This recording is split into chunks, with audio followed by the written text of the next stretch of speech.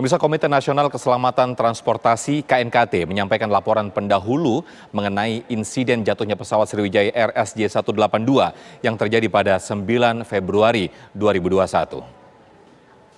Bismillahirrahmanirrahim. Sejumlah data disampaikan oleh KNKT mengenai penyebab jatuhnya pesawat rute Jakarta-Pontianak setelah 1 bulan melakukan investigasi. Dalam preliminary report ini belum disampaikan data kesimpulan mengenai insiden itu. Namun dari hasil investigasi sementara diketahui bahwa autopilot pesawat Sriwijaya Air SJ182 tidak aktif setelah terbang setinggi 10.900 kaki.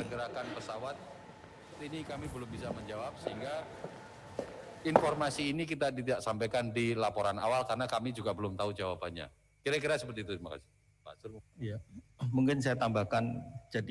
Dan pemirsa, untuk mengetahui selengkapnya apa yang terjadi dengan pesawat Sriwijaya Air 182, langsung saja kita tanyakan kepada Kepala KNKT Pak Surjanto yang sudah terhubung bersama kami sore hari ini. Selamat sore Pak Surjanto. Selamat sore Mbak. Ya, ada beberapa temuan dari KNKT setelah melakukan analisis terhadap data-data yang ada termasuk juga black box dan juga flight data recorder. Nah, kita ingin tahu apakah pada saat terjadinya kecelakaan tersebut autopilot pesawat bermasalah sebelum kecelakaan atau justru terjadi permasalahan ketika terjadi kecelakaan? Jadi dalam preliminary report ini kita hanya menyampaikan data-data faktual. Tadi belum ada analisa, belum ada kesimpulan. Jadi hanya data-data yang kita dapat selama dari tanggal kecelakaan sampai hari kemarin. Jadi untuk penerbangan ini untuk masalah autopilot nggak ada masalah, Pak. Jadi autopilot itu di-engage di ketinggian kurang lebih berapa 2.000 feet, terus mengalami disengage atau nonaktif ketika pesawat menjelang menukik. Jadi autopilotnya nggak ada masalah, Mbak. Baik. Lalu data-data, kenapa pesawat bermasalah Pak ketika menukik, Pak? Nah, ini yang juga telah disampaikan tadi oleh di Kapten Nur Cahyo di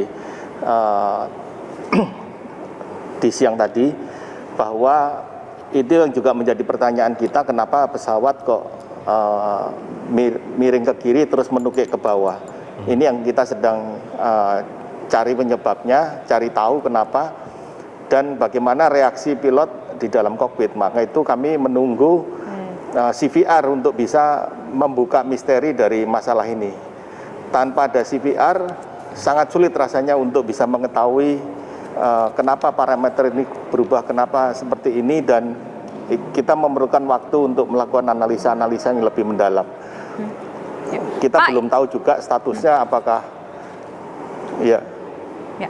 Pak, begini, kami dapat informasi juga dari sejumlah media yang baru dirilis sekitar 1 jam yang lalu menyebutkan tuas pengatur tenaga mesin sebelah kiri kembali bergerak mundur, sedangkan sebelah kanan ini tetap pada tempat yang sama. Apakah ini menjadi salah satu penyebab kecelakaan dan kenapa hal tersebut bisa terjadi, Pak? Kenapa hal tersebut bisa terjadi, ini juga kami belum tahu saat ini, Mbak.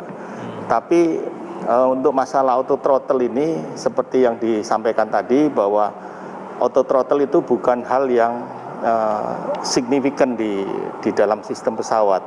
Artinya pesawat pun diizinkan terbang selama 10 hari, meskipun auto throttle-nya tidak berfungsi. Artinya di sini dalam minimum equipment list atau yang dikenal dengan MEL masuk dalam kategori C. Jadi sebetulnya dengan kategori C ini auto throttle bukan hal yang merupakan safety item yang signifikan. Berarti memang Jadi pesawat itu bisa terbang tanpa auto throttle. Iya, berarti Pak Suryanto berarti dipastikan memang itu memang tidak berfungsi ya pesawat Sriwijaya SJ182 ini ya, Pak? Kami belum bisa memastikan apakah auto throttle-nya berfungsi atau tidak berfungsi. Jadi pada saat ini kami belum bisa menyatakan hal itu. Jadi tapi yang perlu dikonfirmasi begini, Pak. Mungkin kita harap bersabar.